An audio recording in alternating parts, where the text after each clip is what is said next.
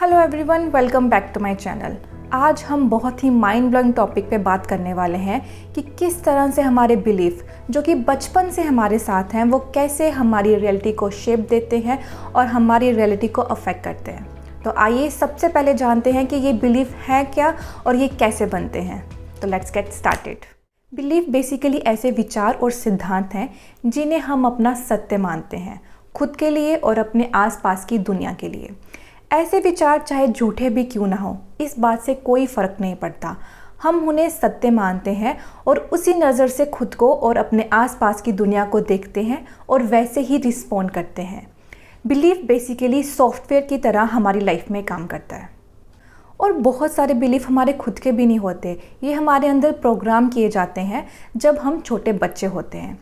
उस समय हमारा लॉजिकल माइंड एक्टिव नहीं होता है और हमें जो बोल दिया जाता है हम उसे मान लेते हैं।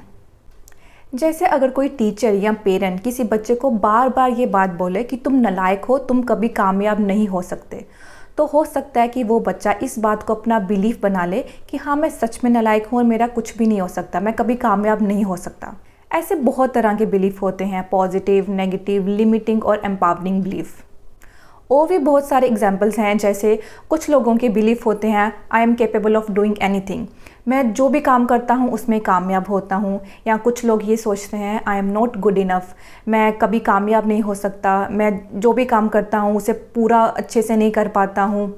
या पैसे पेट पे नहीं लगते, पैसे कमाना बहुत मुश्किल होता है, पैसे कभी नहीं टिकते, मेरा धर्म जिसकी मैं पूजा करता हूँ वही सबसे महान है, उसके ऊपर कुछ नहीं। ऐसे सभी के अपने अपने बिलीफ होते हैं जिन्हें वो सच मानते हैं और उसी नज़र से खुद को और अपने आसपास की दुनिया को देखते हैं। डॉक्टर ब्रूस एच लिप्टन अपनी बुक बायोलॉजी ऑफ बिलीफ में बताते हैं कि कैसे हमारे बिलीफ हमारी बायोलॉजी यानी कि सेल लेवल पर हमारी बॉडी को अफेक्ट करते हैं। हमारे सेल जिससे मिलकर हमारी ये बॉडी बनी है वो बहुत ही इंटेलिजेंट होते हैं। अपने इन्वायरमेंट से मिलने वाले सिग्नल के प्रति वो रिस्पॉन्ड भी करते हैं और उसी इन्वायरमेंट का हिस्सा होते हैं हमारे थॉट्स और बिलीफ। जब भी हमारे ब्रेन में कोई विचार आता है तो हमारे ब्रेन को सिग्नल मिलता है और वो एक केमिकल रिलीज़ करता है। फॉर एग्जाम्पल, अगर हम बार बार ये सोचते हैं that I am not good enough, मैं कभी कामयाब नहीं हो सकता, तब हमारा ब्रेन कोर्टिसोल जैसे स्ट्रेस केमिकल को रिलीज़ करता है और हमारी बॉडी स्ट्रेस फील करती है, जिसका इफेक्ट हमारे सेल और हमारी हेल्थ पे भी होता है। ऑन दी अदर हैंड, अगर हम ये सोच रहे हैं that I am capable of doing anything, मैं जो भी काम करता हूँ उसमें मुझे हमेशा सफलता मिलती है, तब हमारा ब्रेन सेरोटोनिन और डोपामिन जैसे फील गुड केमिकल्स को रिलीज़ करता है, जिससे हमारे सेल और बॉडी पे पॉजिटिव इफेक्ट पड़ता है। इसका मतलब ये हुआ कि हमारे विचार और बिलीफ हमारे बॉडी को अफेक्ट करते हैं। तो अगर हम अपने बिलीफ और विचारों को चेंज करें तो हम अपने बॉडी और सेल के फंक्शन को कुछ हद तक कंट्रोल कर सकते हैं। मतलब पावर हमारे पास ही है। हमने ये तो समझ लिया कि बिलीफ हमारे बायोलॉजी को कैसे अफेक्ट करते हैं। अब ये समझते हैं कि बिलीफ हमारी रियलिटी को कैसे अफेक्ट करते हैं। हम जो बिलीव करते हैं हर जगह उसी के ही एविडेंस दिखते हैं।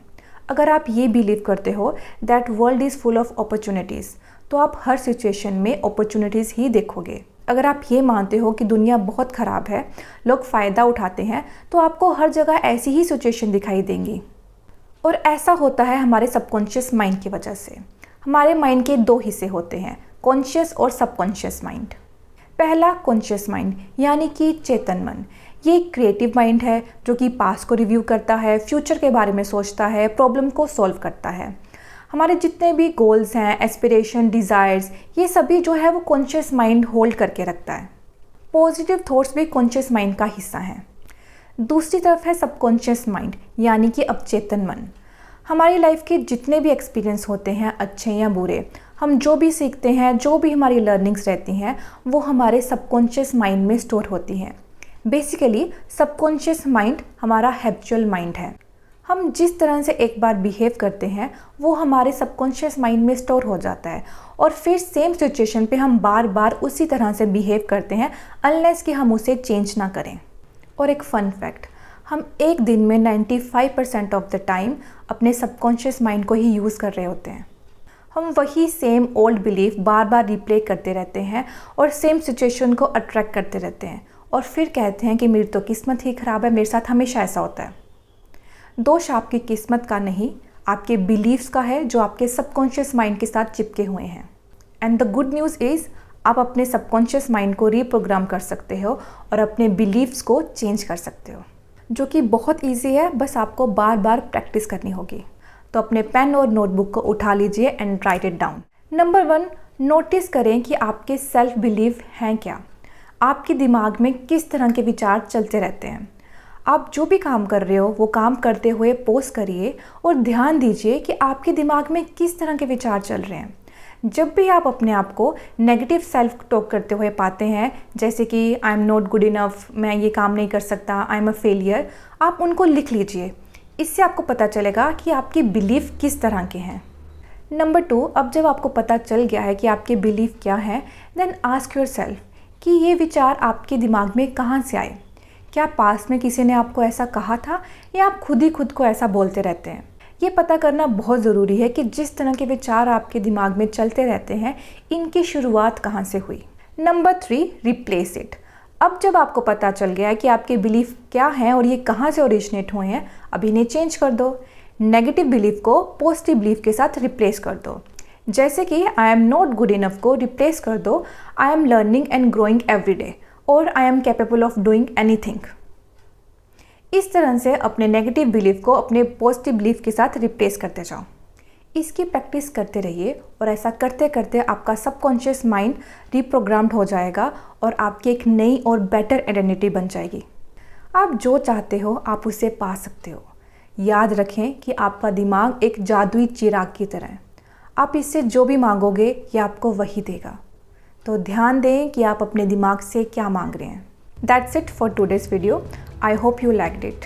प्लीज़ कमेंट करके ज़रूर बताएं कि ऐसे कौन से लिमिटिंग बिलीफ हैं जो आपको आगे बढ़ने से रोक रहे हैं। और ध्यान दें कि आपके बिलीफ आपकी रियलिटी बना रहे हैं। इन्हें सावधानी से चुनिए। Thank you.